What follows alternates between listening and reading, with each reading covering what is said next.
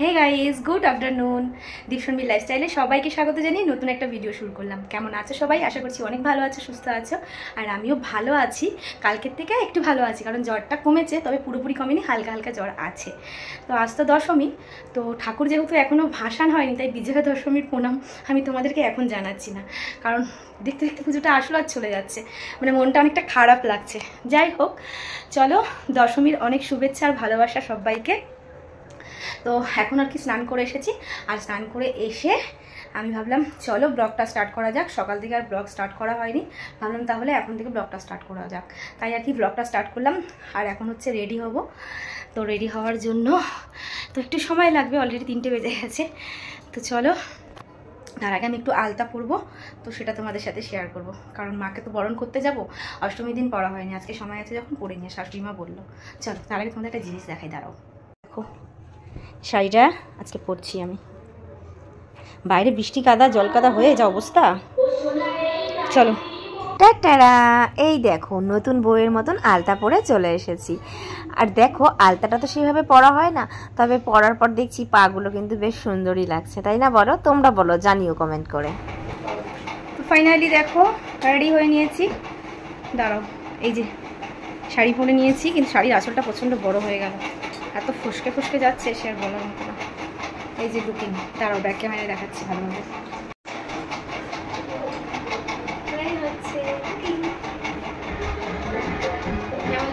সুন্দর লাগছে।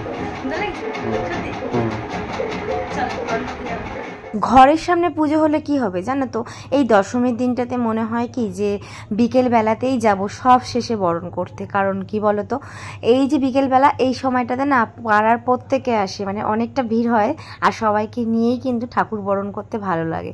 আর দেখো কত লাইনের পিছনে দাঁড়িয়েছি। যাই হোক, অ্যাট লাস্ট ঠাকুর বরণ করতে আমরা পারছি।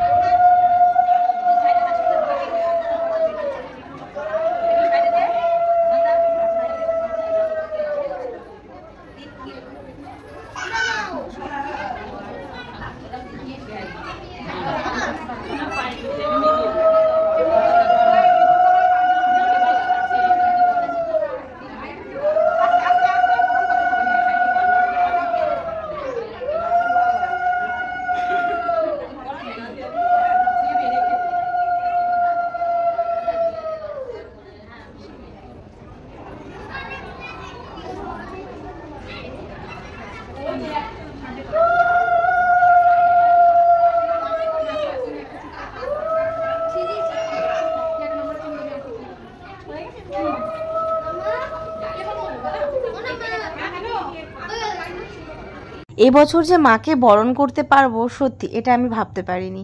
ভেবেছিলাম জ্বরটাতে আমাকে যা কাহিল করেছে, আমি কি আদৌ পারবো মাকে বরণ করতে। কিন্তু ওই যে মা যে চান তাকে আমি বরণ করতে যাই, তাই দেখো এই বিকেলবেলাটাতে কিন্তু আমার শরীরটা বেশ ভালোই করে দিয়েছিল। মানে স্নান করার পরে আমার ঘাম দিচ্ছিল, সেরকম না, শরীরটা খারাপ লাগছিল না। আর দেখো এই দিনটা তো বছরে একবারই আসে, তাই না? আর আমার ঘরের সামনে যেহেতু পুজো হয়, সেজন্য না এই দিনটা আমি কখনোই মিস করতে চাই না। আর এই আজকের দিনে মানে একটা বাঙালি বউয়ের সিঁদুর খেলার মুহূর্তটা যে কতটা সুন্দর, মানে এই অনুভূতিটা একমাত্র একটা বাঙালি বউই বুঝবে, তাছাড়া কিন্তু কেউ বুঝবে না। তাই এই দিনটা কোনোভাবেই মিস করতে চাই না। তাই দেখো এতটা জ্বর নিয়ে, এতটা শরীর খারাপ নিয়েও কিন্তু মাকে বরণ করতে গেছিলাম। আর শাশুড়ি মা আর আমি প্রত্যেক বছরই একসাথেই যাই বরণ করতে।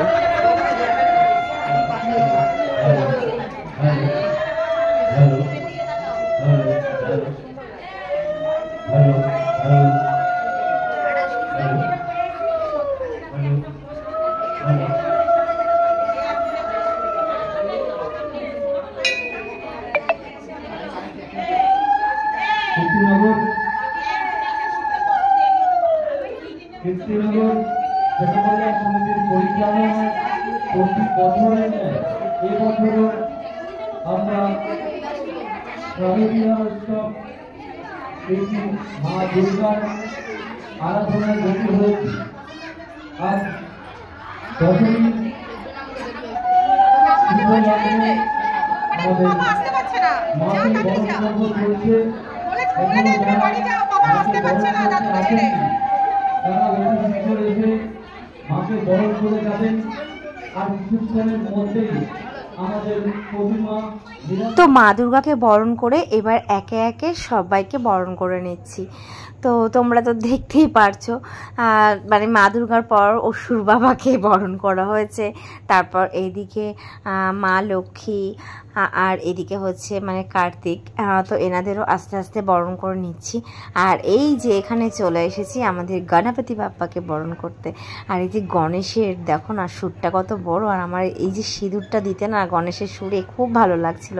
এই জন্য দেখো আমি বারবার হাত বুলিয়ে বুলিয়ে দিচ্ছিলাম, এটা বেশ মজা লাগছিল। যাই হোক, এই যে ব্যাপারটা, এটা মানে এই যে ঠাকুরকে এইভাবে সিঁদুর মাখানো, তারপরে প্রসাদ খাওয়ানো, পান বোলানো, এটা কিন্তু একটা আলাদা ফিলিংস, এটা মানে সত্যি বলে বোঝানো যাবে না।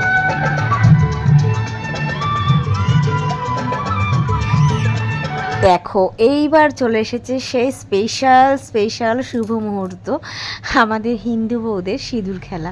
সত্যি এই অনুভূতিটা যে কীরকম, এটা আমি বিয়ের পরে সত্যি বুঝতে পারছি খুব ভালোভাবেই।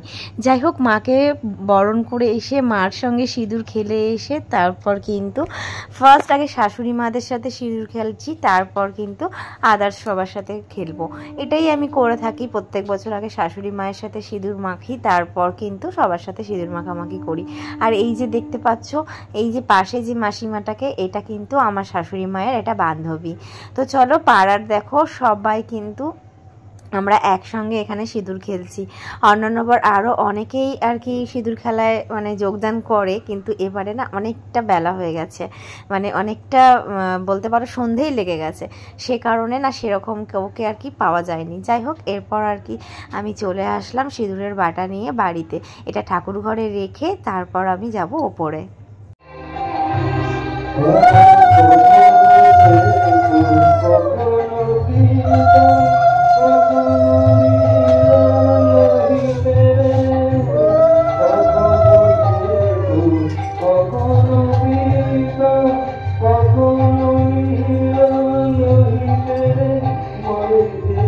সিঁদুর পরলে নাকি মেয়েদের মুখটাই পুরো পাল্টে যায়, কথাটা কিন্তু একদম সত্যি, সেটাই নিজেকে দেখছিলাম বারবার। তো বন্ধুরা, এই আসলাম বরণ ঠরণ করে, সন্ধে হয়ে গেছে, এখন হচ্ছে একটু ভাত খেয়ে নেব, কারণ দুপুরবেলায় খাওয়া হয়নি, স্নান করেই রেডি হয়ে গেছে, এত লাইন পড়েছে যে দেরি মানে হয়ে গেছে। তো এখন ফ্রেশ হয়ে আগে কটা ভাত খাবো, ভাতটা খেয়ে তারপর রেডি হয়ে বেরোবো, এটাই আর কি প্ল্যান আছে। তো চলো, জ্বরটা এখন একটু হালকা আছে, মানে অনেকটাই কমে গেছে, ঘাম টাম হচ্ছে, তো ভাবলাম যাই, তোমার দাদাভাই বারবার বলছে, তাই বেরোবো। চলো, সঙ্গে থাকো।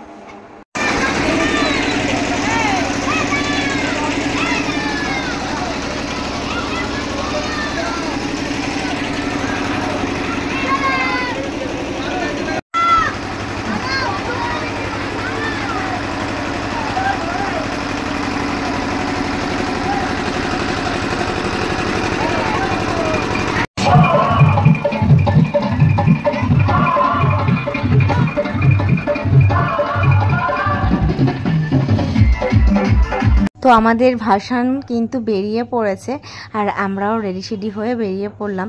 তবে এবারে কিন্তু আমাদের ভাসানটা সেরকম বড়োভাবে বেরোচ্ছে না, তোমরা দেখতেই পাচ্ছ, খুবই ছোট্ট করে আর কি ভাসান বেরোচ্ছে। আসলে বেরোনোর মানে কথাই সেরকমভাবে ছিল না, তবে যে বেরোচ্ছে এটাই মানে অনেক, কারণ সেভাবে এবছর পুজোটাই হয়নি, অনেক সমস্যার মধ্যে দিয়ে এবছরের পুজোটা হয়েছে। যাই হোক, তবে ভাসানে বেরিয়ে কিন্তু প্রচুর এনজয় করেছি, আর সেটা তোমাদের সাথে অল্প অল্প করে শেয়ারও করছি। চলো, তোমরা এনজয় করো।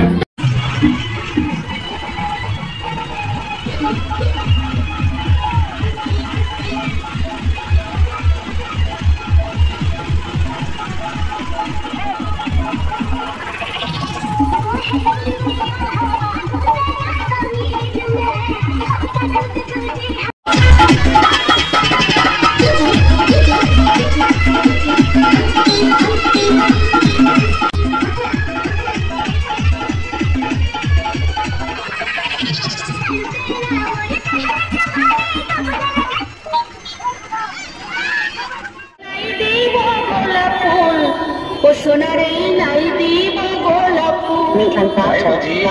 আমি নাই দিব গোলাপ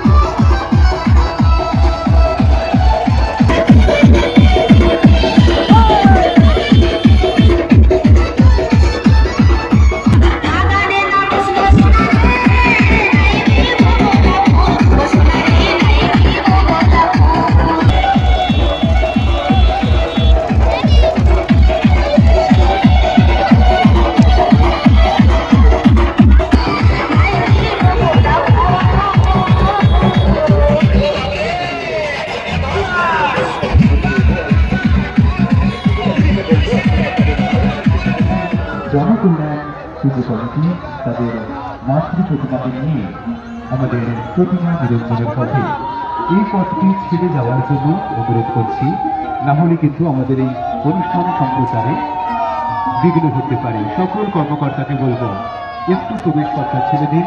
আপনাদের হয়ে রানাঘাট পৌরসভার কর্তৃক যে মোতায়েন করা হয়েছে স্বেচ্ছাসেবক ভাইদের, তারাই কিন্তু আপনাদের হয়ে এই প্রতিমা নিরঞ্জনের কাজ সম্পন্ন করবে।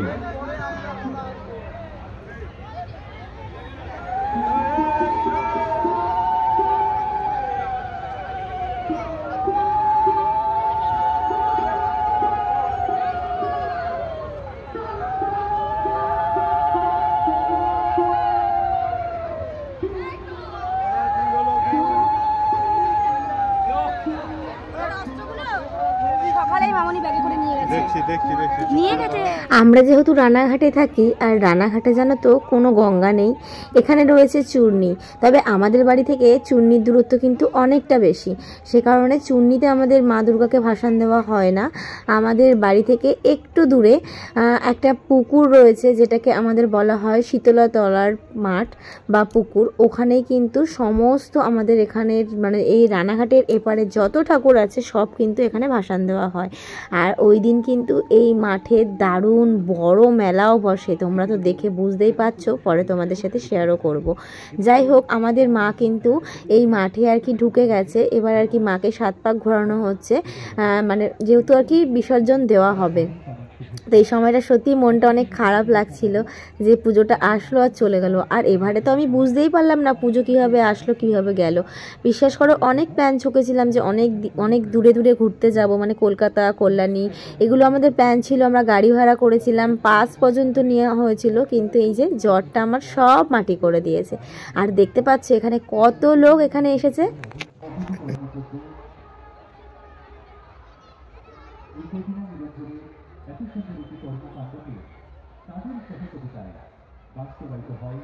এই দেখো, এই পুকুরেই কিন্তু সমস্ত ঠাকুর বিসর্জন হয়। দেখেছো কত ঠাকুর অলরেডি বিসর্জন হয়ে গেছে। আর এই বিসর্জন দেখার জন্য কত লোকে আসে, এখানে বসে, তোমরা দেখতে পাচ্ছ।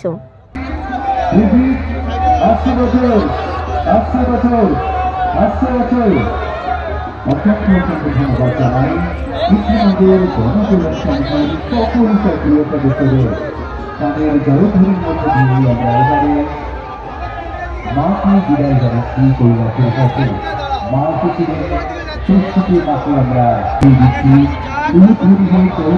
সবাই মিলে তাকেও তো বলবো ভাষা ধরে স্বাস্থ্য ধরে এই ধরনের মধ্য দিয়ে আমরা মাকে কৈলাসের কাছে এগিয়ে দিচ্ছি।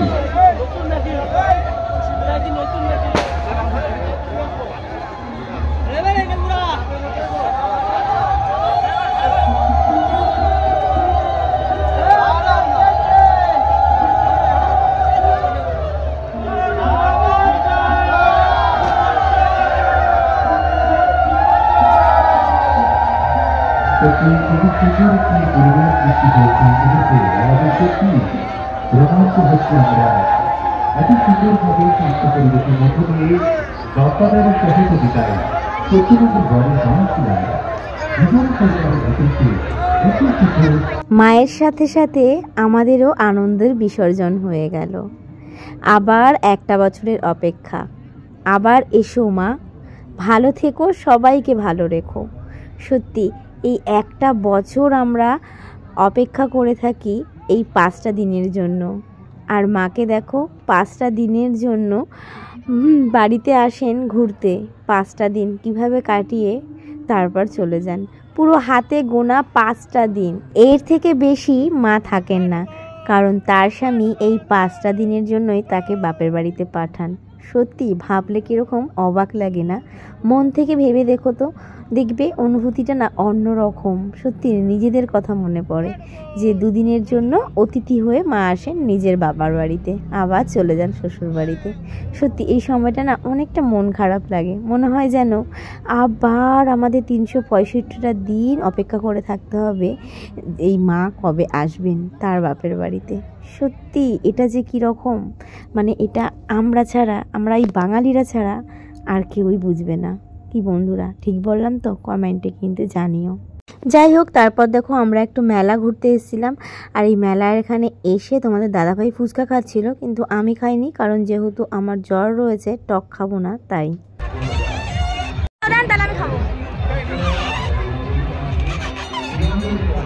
বলো পায়টা শুকনো দিতে।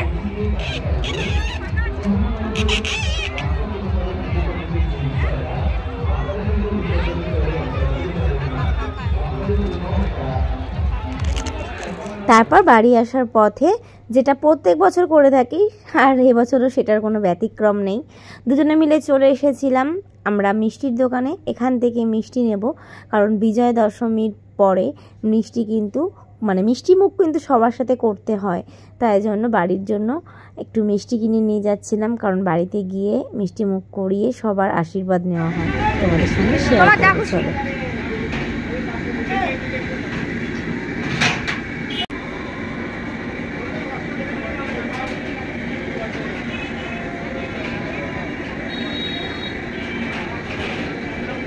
দেন বাড়ি এসেই ফার্স্ট ঢুকে গেছি ঠাকুর ঘরে, যেটা প্রত্যেক বছর করে থাকি। আগে ঠাকুরের আশীর্বাদ নিচ্ছি আর ঠাকুরকে শুভ বিজয়া জানাচ্ছি। আমাদের বাড়ির প্রত্যেকেই এটা আগে করে, মানে আগে ঠাকুরকে জানানো হয়, তারপর কিন্তু সবার আশীর্বাদ নেওয়া হয়। তো চলো, ঠাকুরের আশীর্বাদ নিয়ে নিয়েছি, এবার একে একে সবাই বাবা মারকে একই প্রণামটা সেরে নেবো। চলো।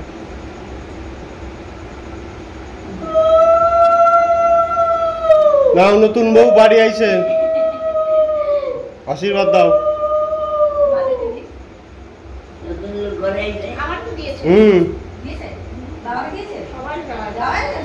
তাহলে এদিকে আসো, এবার তুমি ধরো।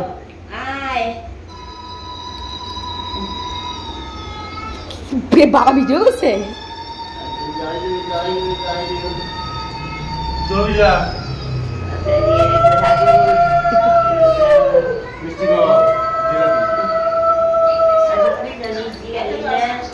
আর খাবো না, আমার ভাল লাগছে না।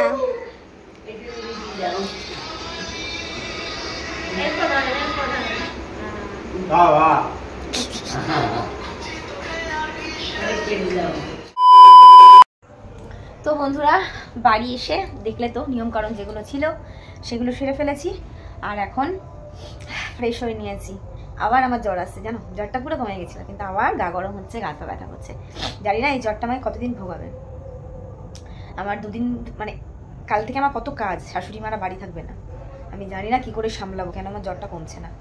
যাই হোক, চলো, শুভ বিজয়া সবাইকে। বড়রা আমার প্রণাম নেবে, ছোটরা অনেক ভালোবাসা নিও, আর সবাই অনেক অনেক ভালো থেকো। কি গো, কিছু বলবে? তুমি একটু বলে দাও। শুভ বিজয়, প্রীতি, শুভেচ্ছা এবং সকলকে প্রণাম, বড়দেরকে প্রণাম এবং ছোটদেরকে আমার প্রচুর ভালোবাসা থাকলো। এতটাই মানে ও এতটাই ব্যস্ত, নিজেকে এতটাই মহান মনে করে যেটা উঠে বলার মানে প্রয়োজন মনে করলো না। বললাম উঠে বলো, শুয়ে শুয়েই বললো। এত বাজে ছেলে। এরকম মানুষ নিয়ে সংসার করি, ভাবো তোমরা। ভিডিওর বাইরে তোমরা ভাবো না যে ওর বরটা কত ভালো, কি সুন্দর। এরকম আমাকে অনেক কমেন্টস করে যে তোমার বরটা তো অনেক ভালো, কি সুন্দর তোমাকে ভিডিও করে দেয়, তোমার সাথে ভিডিও করে, কিন্তু এর পিছনে যে আমাকে কত কিছু করতে হয় সেটা আমি একমাত্র আমি জানি। অনেক আমাকে মানে কাঠখড় পুরাতে হয়, জানো তো। যাই হোক, চলো, ভালো থেকো সবাই। ব্লগটা অনেকটাই বড় হয়ে গেল, তো চলো, দেখা হচ্ছে আবার নেক্সট ব্লগ নিয়ে। ভিডিও এখন পরপর প্রচুর হয়ে গেছে, পুজোর ভিডিও কিছু শেয়ার করা হয়নি, পরপর কাল থেকে শুরু করবো। জানি না পারবো কিনা, প্রচুর চাপ আছে আমার এখন। যাই হোক, চলো, ভালো থেকো সবাই, গুড নাইট, বাই বাই।